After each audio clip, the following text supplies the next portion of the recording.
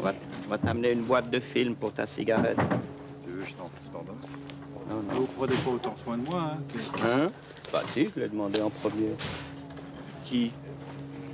Oui, mais lui, chaque année, il nous donne 200 000 francs quand même. Vous, ça n'arrive pas? Pas à moi, non. Hein? Non, à nous. Non, moi je paye pour l'avoir en général, Christian Defaille. Non, mais alors... Merci à la télé-roman. Ouais. Il refuse de venir me filmer à Paris parce que la TV paye pas son voyage. Oh, bah, il a qu'à me demander à moi. Voilà. C'est très simple. Hein? Marché conclu, monsieur Defaille. Ouais, c'est vendu, allez.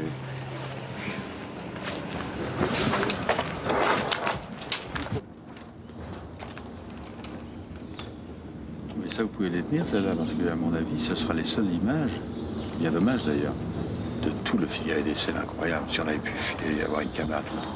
Il n'y a jamais eu une image de prise. Il n'y en aura pas. Non, non. Il veut voir personne. Tu dois simplement... Dès que tu as dit je vais lui parler, on sent, tu le vois. Donc à ce moment-là, je me règle sur lui. Je règle sur lui. Voilà. Je cherche. Voilà, c'est tout. Voilà, absolument. Absolument. Et là, c'était bien. N'aie pas peur de faire pas trop, c'était bien. Par contre, elle doit pouvoir le dire plus vite que tu l'as dit. Le premier. Hein? Tu l'as pas dit dès que tu le voyais, là. On va faire le plan d'après. And it's done, and we begin the shot. And you go in the house, and we'll find you again in the house. 2-4 à première. Alors attention, 5 secondes après, allez-y. Allez-y. Je vais lui parler.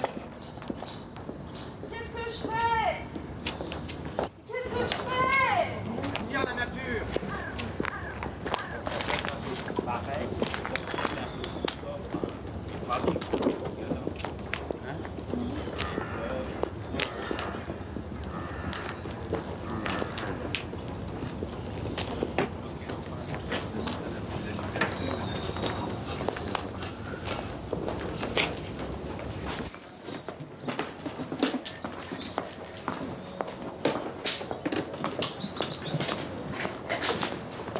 Non, non, vous ne levez pas. Vous ne levez pas. Merci.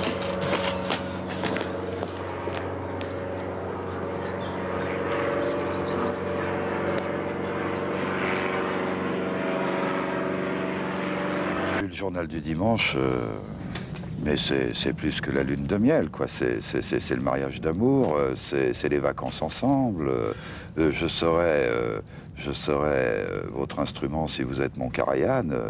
J'ai dit soyez mon Karajan, je serai votre instrument, parce que c'est comme ça que j'étais dirigé et que je souhaite être dirigé. Et je crois que Jean-Luc Godard l'a très bien compris, et je lui ai dit dirigez-moi comme un instrument, je vous donnerai la mélodie, je la jouerai, et puis à partir de là, donnez-moi de plus d'aigus, plus de graves, plus de vibrato, et c'est comme ça que je souhaite et que j'aime être dirigé. C'est comme ça que j'ai toujours été dirigé par les plus grands, comme un instrument, dans les mains du metteur en scène.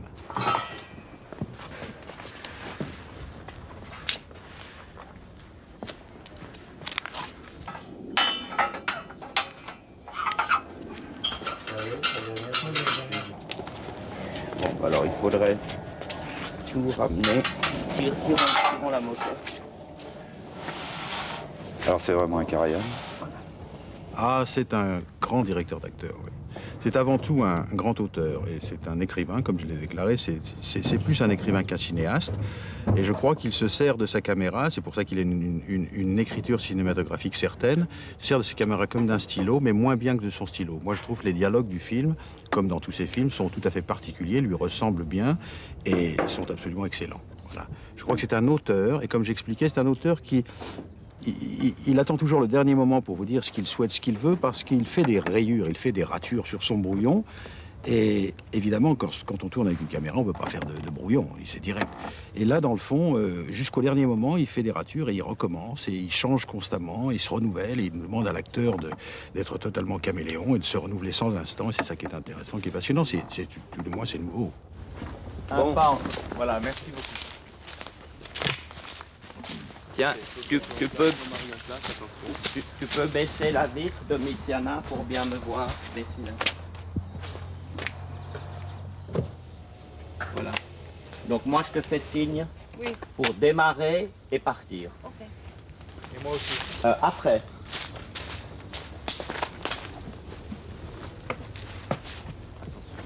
Bon, alors, attention, Roland. Moteur demandé. Tourne. Annonce. 4 heures à deuxième. 5 secondes après, allez-y. Restez immobile à regarder la maison. Allez-y.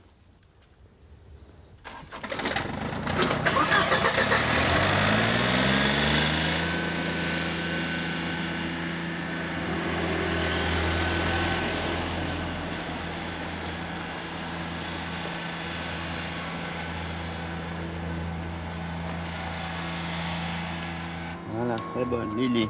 Merci.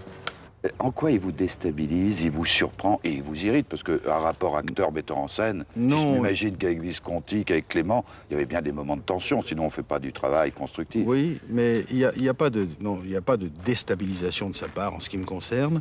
Ce qui pourrait m'irriter, c'est justement cette conscience professionnelle d'acteur que j'ai et de toujours attendre le dernier moment pour savoir exactement ce que je fais, parce qu'il y a cette communication quand même innée entre nous. Je le comprends très bien. Il me comprend sans parler comme il l'a dit, mais il y a des choses qu'il me livre au dernier moment. Et ça, par moments, ça m'irrite parce que chacun a sa manière de se préparer.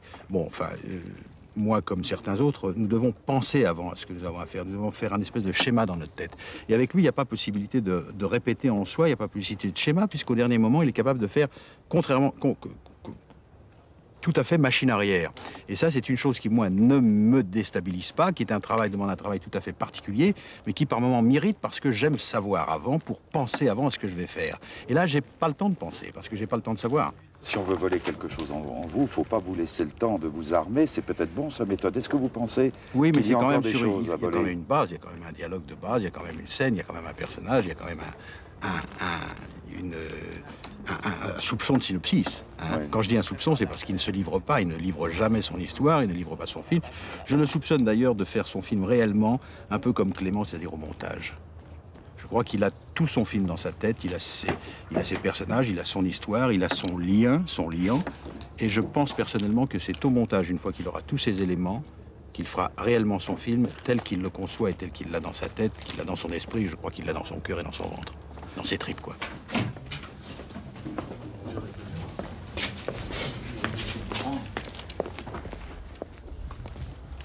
Vas-tu partir, Christophe? Pardon, non, c'est l'autre Christophe.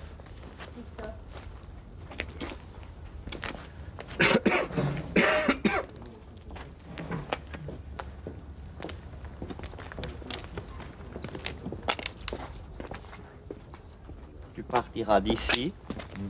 Elle partira de là. Elle sera là comme ça. Ouais. Elle claque la portière. Ça va. Et toi, vous venez de parler et tu te retournes. Tu dis juste, je sais pas.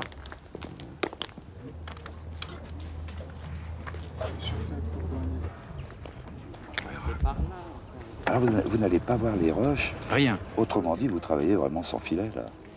Oui, mais vous savez, il y a des tas de gens qui travaillent sans filet. Je crois que le filet, c'est pas indispensable. Moi, dans la mesure où je sais très bien ce que je fais, je sais très bien ce qu'il fait de moi et ce qu'il fait de son film, j'ai aucune inquiétude. Pour moi, les acteurs qui vont voir les roches sont des acteurs inquiets.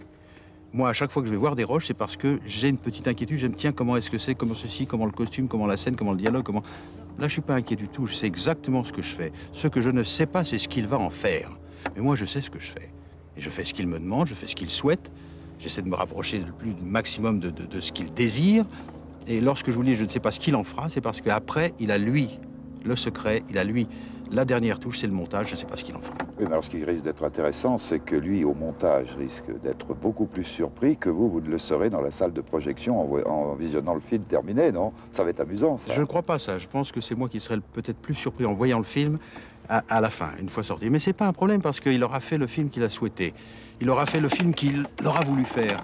Et lorsque j'ai accepté de tourner avec Godard, c'était justement pas pour faire un film de Delon ou un de plus, c'est pour justement faire un film de Godard. C'est ça qui est exceptionnel, c'est ça qui m'a excité, c'est ça qui m'a attiré, c'est ça qui est nouveau pour moi. Et d'arriver, si vous voulez, à je déteste le mot tournant, le mot bilan ou virage, je dirais bien à un certain moment de ma carrière, je crois que les choses sont dans l'air, les choses sont dans le destin. Il était important que je fasse ce film avec Godard et que je fasse un film de Godard. C'est un espèce de moment charnière, je dirais, de la carrière de l'acteur.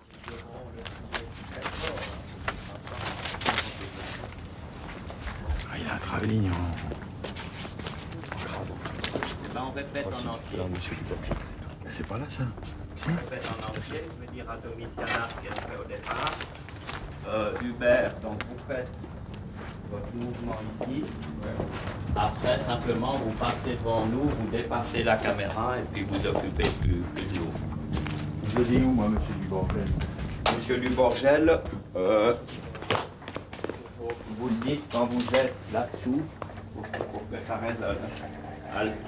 Alors, Là, quand vous arrivez ici. Alors, monsieur Duborgel. alors, monsieur Duborgel. Voilà. Et puis vous passerez entre la caméra et nous. Je dis les deux premières phrases, parce que vous l'a dit, tout est là. Elena veut être vaincue à ses propres Bon, on essaye une fois. Et on arrête là. Que Odin part à cette hauteur. Et en fait, lui est là, on est sur lui, on vous retrouve dans le mouvement. Lui va assez vite, mais vous venez jusqu'à l'escalier, Odin, pour qu'on voit ce bout qu'il y a dans le cadre.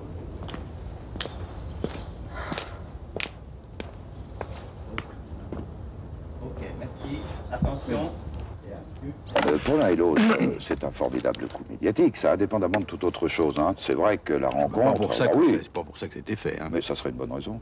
Oui, ce serait une bonne raison, mais de toute façon, nous allons en profiter. C'est pour ça que nous sommes là aujourd'hui. Mais il ne faut pas se priver de l'utile et de l'agréable. Bon. Vous avez l'impression quand même qu'ils vous volent quelque chose, parce que tous les grands qui ont travaillé avec vous ont volé des intériorités d'Alain Delon. Vous avez l'impression qu'il va arriver à ça. Les pessimistes disent que vous avez tellement donné qu'il n'y a peut-être plus rien à prendre. Je crois qu'on peut toujours donner, parce qu'on ne donne pas tout à quelqu'un. On donne différemment à des êtres tout à fait différents. Je crois que de toute façon, on se recharge, on se reconstruit, on se réamplit, on se réapprovisionne. C'est vrai que j'ai donné, mais je ne suis pas un acteur je ne peux pas faire autrement. J'ai besoin de donner, mais j'ai besoin aussi que l'on me prenne. Je crois que chaque grand metteur en scène vraiment que j'ai connu m'ont pris d'une façon différente, à des moments différents de ma vie, des choses essentielles de l'acteur que je suis, enfin que je pense, que j'espère être. Alors vous savez que tout le milieu professionnel attend comme un combat de boxe un championnat du monde, domaine que vous connaissez bien pour en avoir organisé, le premier KO, mais moi j'ai l'impression que vous êtes condamnés l'un et l'autre à aller jusqu'au bout, quoi. Là, on n'est pas condamné d'abord parce que c'est un plaisir. Travailler dans ces conditions, c'est formidable. Maintenant, vous savez, les hypothèses de certains, comme vous dites, une partie de la profession ou la profession, ce que les autres pensent, se disent ou attendent, c'est pas vraiment ce qui nous empêche de dormir. C'est pas vraiment ce qui nous concerne ici. Je crois, vous savez, qu'il y a beaucoup de gens dans ce métier qui ne font pas grand-chose et qui attendent toujours que quelque chose se passe ailleurs. Je crois que ce qui serait important, c'est qu'il se passe quelque chose dans leur vie ou dans leur carrière. Ça leur éviterait de penser aux autres. En tout cas, il y a une chose frappante, je ne sais pas quel sera le film, mais vous n'avez pas l'air de vous ennuyer. Alors, quand Alain Delon ne s'ennuie pas, c'est déjà beaucoup. Mais vous savez, on ne peut pas s'ennuyer quand on fait quelque chose qu'on aime. Déjà, bon, moi, je suis quelqu'un de privilégié dans ma vie, parce que j'ai toujours fait dans ma carrière et dans ma vie ce que j'ai souhaité faire, ce que j'ai voulu. J'ai un petit peu forcé, j'ai donné l'orientation, mais je fais ce que je veux. Donc, je ne vois pas pourquoi on serait malheureux. Là, je fais un film formidable, qui me procure des émotions tout à fait nouvelles et qui me procure une excitation très, très forte. Pourquoi je ne serais pas heureux? Je suis très très heureux parce que c'est une chose importante dans ma vie, importante dans ma carrière. Mais on va attendre le résultat. Mais le résultat ne se fera pas attendre. Non, mais enfin quelques mois. Oui, quelques mois. Malheureusement, ça va pas assez vite. On voudrait que ça sorte très vite. Qu'est-ce que vous me cachez là? Vous avez bien deux ou trois choses là. Je parle pas du film là, sur l'avenir, les choses là. Il n'y a pas deux ou trois choses, on en profite, la caméra tourne. Non, j'ai des projets, bien sûr. Vous savez, j'ai une vie quand même très très remplie, cinématographiquement parlant et para-cinématographiquement parlant. J'ai peut-être envie maintenant de refaire un peu plus de cinéma. J'ai des projets très très intéressants, des propositions qui m'excitent fortement. Beaucoup d'étrangères d'ailleurs, tant américaines qu'européennes, mais pas françaises, j'entends. Et je crois que je vais faire des choses très, très passionnantes cette année. Non, je vous cache rien. Je travaille. travaille. Rencontre avec Adjani. Ah oui, mais ça, c'est des bruits de couloir, c'est plus que des bruits de couloir. J'ai un grand projet, oui, avec Isabelle. Nous avons un projet ensemble. Isabelle y tient beaucoup. Moi aussi. C'est un projet que certains gens de la profession connaissent, du moins. Je ne le cacherai pas. Ça s'appelle Lune de Fiel. Donc je n'ai pas à le cacher. Isabelle me rendra cette justice. Et c'est un sujet d'ailleurs qu'elle a découvert elle-même et qu'elle m'a apporté il y a quelques années. Mais nous avions besoin d'un peu de temps pour le réaliser, pour le faire. Et c'est un projet qui nous tient tous les deux à cœur. Tous les deux à cœur, pardon. Et puis, oui. Et puis il y a une autre rumeur, là, alors même plus qu'une rumeur. Vous présideriez le Festival de Cannes 90 non, pas du tout. Non, ça, c'est des bruits qui ont couru aussi. Il se pourrait que l'on me propose la présidence. Vous savez, c'est un peu ce que... C'est un peu ce que je pense des décorations à un certain moment de votre vie. Lorsqu'on commence à vous décorer ou à vous donner des présidences de festivals, c'est un peu le privilège, ce que j'appelle des vieilles tiges. Alors, c'est vrai qu'on en a parlé. Non, par contre... Non, ce que je souhaiterais, ce que je préférerais, ce qui me plairait plus fortement, c'est d'aller avec ce film, que ce film soit choisi et sélectionné pour le Festival de Cannes. On en a déjà parlé. La décision ne m'appartient pas, puisqu'elle appartient au délégué général, M. Gilles Jacob. Je ne vois pas vraiment pourquoi le film n'irait pas. Mais je ne peux pas vous l'affirmer. Par contre, ce que je peux vous affirmer, et c'est pour moi une très bonne nouvelle, et je crois que ça sera une très bonne pour vous, et du moins pour aussi certains de vos compatriotes suisses, c'est que si le film va à Cannes, en mai prochain, il représentera la Suisse. Ça, c'est important.